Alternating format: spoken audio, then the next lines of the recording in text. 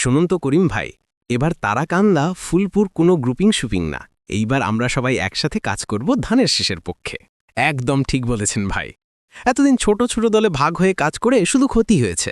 এখন জনগণ চায় আমরা ঐক্যবদ্ধ হই। ঠিক তাই। বিএনপি মানে তো একটাই পরিবার। ভেতরে ভেতরে বিভক্ত থাকলে তো আন্দোলনও দুর্বল হয়ে যায়।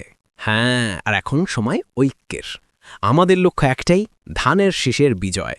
ব্যক্তিগত অভিমান গ্রুপিং সব ভুলে গিয়ে কাজ করতে হবে। আমি দেখছি তরুণ কর্মী। সন্ত করিম ভাই, এবার তারাকান্দা ফুলপুর কোনো গ্রুপিং শুপিং না। এবার আমরা সবাই একসাথে কাজ করব ধানের শীষের পক্ষে। একদম ঠিক বলেছেন ভাই। এতদিন ছোট ছোট দলে ভাগ হয়ে কাজ করে শুধু ক্ষতিই হয়েছে। এখন জনগণও চায় আমরা ঐক্যবদ্ধ হই। ঠিক তাই। বিএনপি মানে তো একটাই পরিবার। ভেতরে ভেতরে বিভক্ত থাকলে তো আন্দোলনেও দুর্বল হয়ে যায়। হ্যাঁ, আর এখন সময় ঐক্যের। আমাদের লক্ষ্য একটাই, ধানের শীষের বিজয়। ব্যক্তিগত অভিমান গ্রুপিং সব ভুলে গিয়ে কাজ করতে হবে।